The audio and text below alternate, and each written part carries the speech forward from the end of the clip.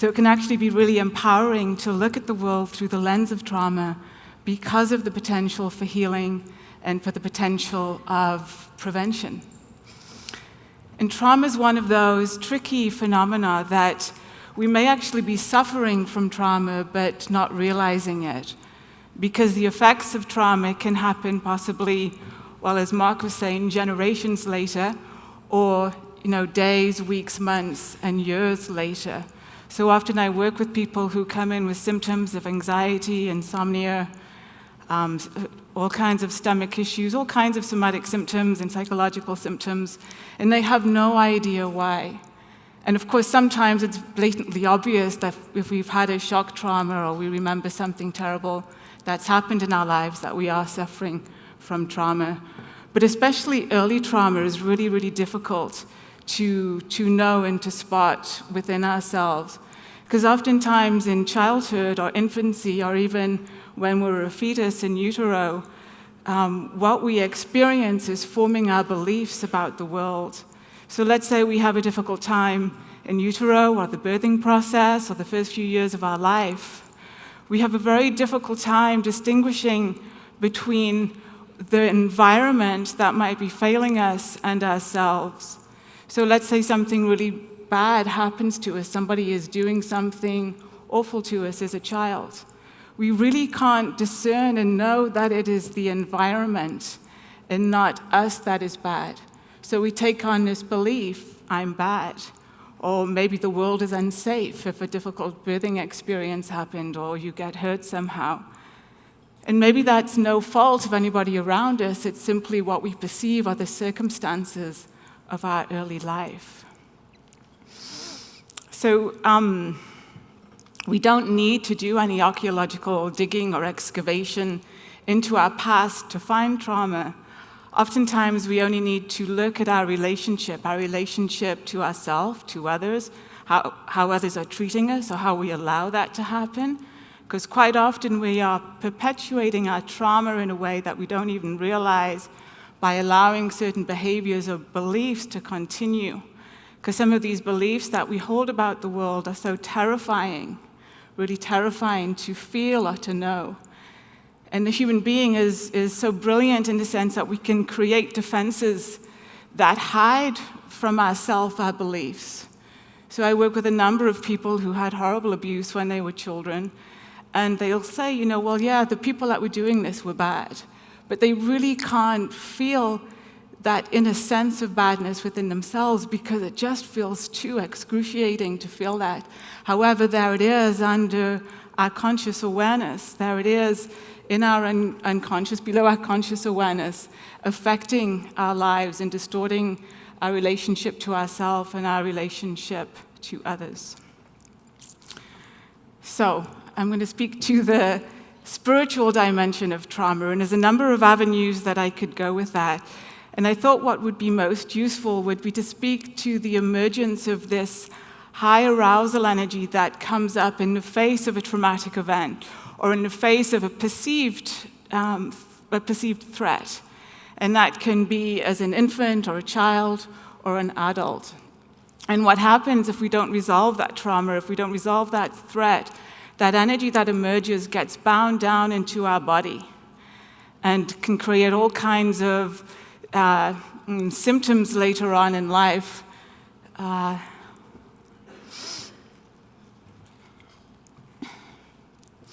One of the major difficulties I see with people with trauma is anxiety and depression and insomnia, and it's really difficult for them to understand that it's coming from the trauma that's still living within the body.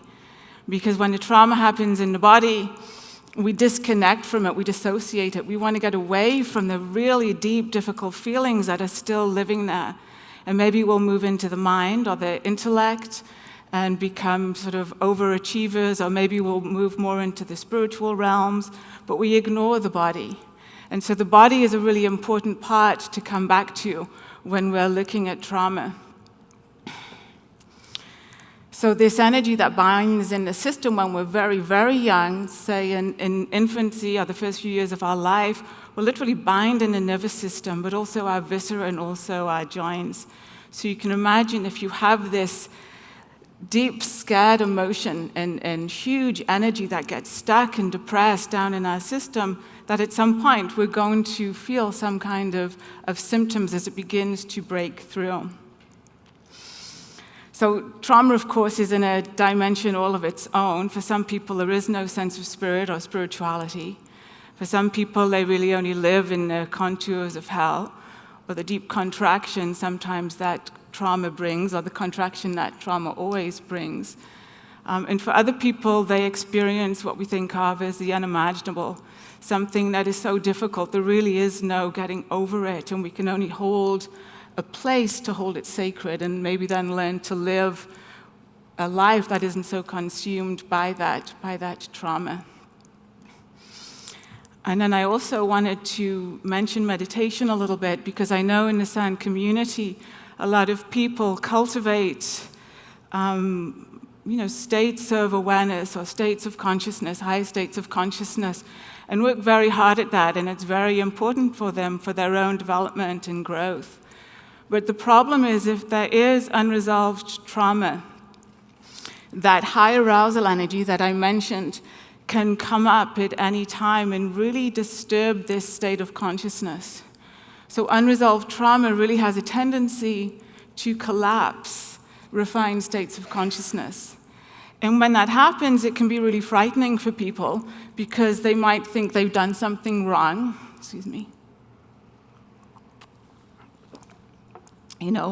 Or they're not worth this realization because here it was and then it's gone away. Or they shame themselves, and that's a really painful thing that we do to ourselves as adults. We continue on this sense of shame. But really, we could look at it as an opportunity that something has remained unresolved and come up to heal at some level, even though it might be very painful to look at it that way. So what is trauma? A really broad description of trauma could be anything that overwhelms our capacity to cope and leaves some form of disorganization in our nervous system and dysregulation in all of the systems of our body. So our emotions, our physiology, our cognition are all disrupted at some level. And again, we may know or we may not know just how deeply it is affecting us. So briefly, what happens when we are perceiving threat or in a traumatic event?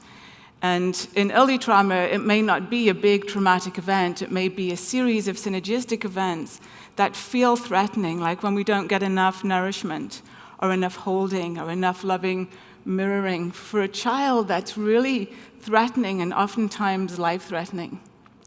So our first response is usually, if it's a shock trauma, is a startle alert. You've probably all felt that if you've had a fright sometime. And then you might notice the body will settle itself if you realize there is no threat. A deep breath, that's the nervous system coming back into balance. If the threat still remains, for instance, for a baby who's crying and nobody comes and picks him or her up, the threat remains. The next line of defense is to look to another person to engage. This is called Social Engagement System by Stephen Porges. Many of you might know his work. It's really informed the work of trauma wonderfully, where we can understand the nervous system in a much deeper way. So I encourage you to look up his work if you're interested in that at all. If we can't engage with another, which would help us to actually calm down, which would help us to feel maybe safer, then the next response, or actually before I say that, let me give you a little example. I was working with a gentleman who had been mugged, and he was really, really distraught at what happened because he didn't understand his responses. And he was a big gentleman, and he came in and he said, I just stood there. And I let them do whatever they did to me and take all my things, and then they left, and then I kind of got myself together. And it was a year later when he came in to see me, he started to have anxiety and he couldn't sleep and he started to have night terrors. But he said, I really don't understand why something like that could possibly be creating all of these symptoms, like what's wrong with me? And so what happened to him, his first thing, he got a fright. The threat was still there. He tried to look at these guys who were mugging him and assaulting him. And when he looked in the eyes, he realized, oh, there's no talking them down. These people are dangerous. And then he said he felt this surge of energy, which you're probably all familiar with, the fight or flight response. That would be the response that comes next. And if we can fight or flee, we'll do that. But oftentimes we can't. Obviously, as an infant, there's no opportunity to fight or flee. We don't have our motor responses on yet. Often as a child, if we're being hurt or facing threat, there's, maybe we're being overpowered or maybe we're in an enclosed space. There is no place to go. So this gentleman said he felt this huge surge of energy. And he thought, I could have fought them off. I could have punched them. I could have run. I could have saved myself. But he didn't. And he really blamed himself for that and felt a lot of shame. But what happened, he went into the next level of defense. These are all survival strategies that I'm going through. So this next level of defense is called immobility. And you may know it as the freeze response. For the more commonly known responses to trauma are fight, flight, or freeze. Now, the freeze response or the immobility response has two levels. The first level is maybe when we first come across a fright or a threat, and our body tenses up, and we can look around, and if there's an opportunity to run a fight, we will. We have access to this high arousal energy that comes up and can maybe get away from danger. However, if our system perceives that we cannot fight or flight for whatever reason, and this is under our conscious awareness again, it's not like we're having these thoughts, can I run, can I fight? It can happen really, really quickly, like it did to this gentleman. He felt this surge of energy, and then he said, my body just kind of went floppy. And this is the second level of freeze that's also known as shutdown or collapse. And there's various degrees that this can happen. And so this gentleman froze, and then the guys went away, and then he got on with his life. But something in the system was still terrified. That trauma was still living. It was as if he was still being assaulted by these two gentlemen he couldn't realize. And what had happened, part of him had disconnected or dissociated from his body because what he was feeling was so unbearable. It was so terrifying to him. And that feeling of disconnection, that shutdown state or immobility state was still alive, was still living within him. And so that's a really important piece to understand, because if we go all the way back to our childhood, how many of us may have been left to cry? Or how many of us may have not had a loving parent gaze at us with love and compassion and mirror who we are in the world? If we don't have that, then very often an infant or child goes into this shutdown state, this level of immobility where we disconnect from the body or where we disconnect from our emotions. And that energy, that high arousal energy, gets stuffed down within us, and the emotions get stuffed down within us, and it's all living in the body, and so the body's really uncomfortable, so what we do is disconnect from the body. And so we do have to come back to the body to heal all of that. And fortunately today, right, the body is really being included now in psychology and healing processes. We understand the importance of the body. And so then comes the healing process. So everybody who works with trauma is going to have different ways of doing it. And so I can't go into the healing process. Maybe we'll unpack it a little bit on the panel that's coming up next. But some of the key issues is to be really careful with this high arousal energy that comes up in the healing process, to touch into it really, really gently, to not allow it to all emerge all at once. Carl Jung said in his early work that this latent traumatic energy that is in our unconscious can emerge at any time in a very furious manner. And he said it's like a wild animal or an enemy. And it re-traumatizes us because all of a sudden there's this surge of emotions and surge of energy, and it overwhelms us again, right? It overwhelms us, we're traumatized, it goes back down, so we get even further away from the body. So it's really important to work with this energy and to work with the body in a very careful manner. And it's not just the high arousal energy that we need to work with, it's also our vibrancy and our life force that gets shut down as an infant or as a child, because, we're these spontaneous beings, and if we don't receive what we need to flower in the world, then that vibrancy, that aliveness just gets shut down or it gets cut off. So, the healing process, after the healing process of touching into these sometimes or very often very terrifying places within us, and usually in the people that I work with that have had some form of immobility or shut down, that's still living within them, they're very surprised about it. They really didn't know it was there. And we have to touch into these moments of anger or rage, which are terrifying. People will do anything. It's amazing to not go there because it is so terrifying, especially if something happened in childhood, because it feels like annihilation.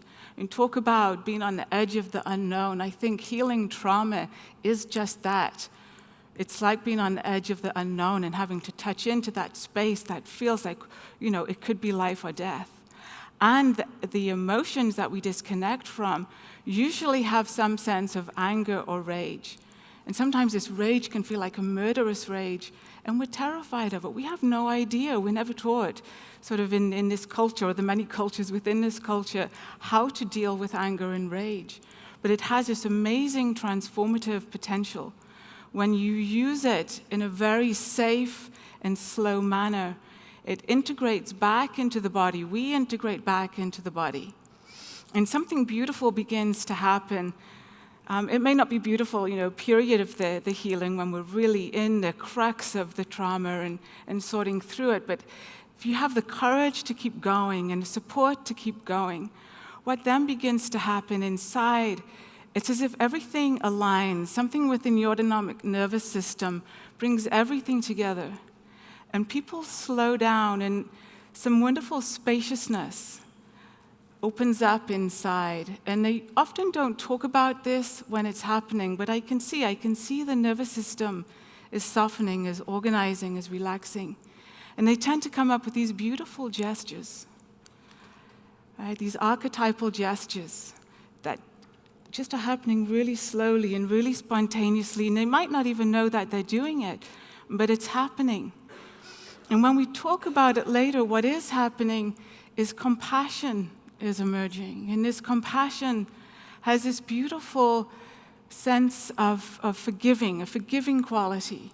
And it's not a forgiving like I forgive somebody for doing something to me. There's no longer any sense of being a victim of something that somebody did to us.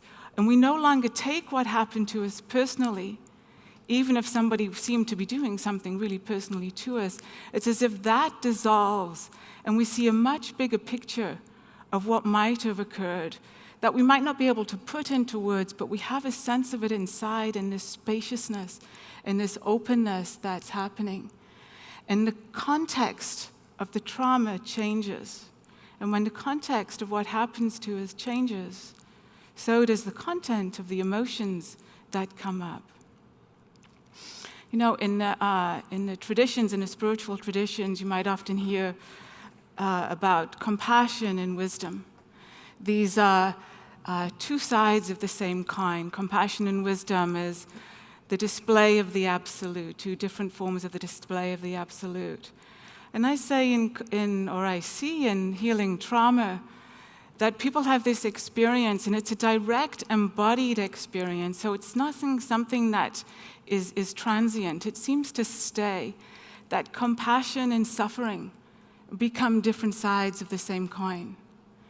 That they know that they went through a tremendous amount of suffering, and there's a tremendous amount of suffering that happens out there. But they understand it has a relationship to compassion. And they feel into that compassion. And so their resilience to trauma is raised tremendously, and much less likely now to have a traumatic experience in an experience of perceived threat.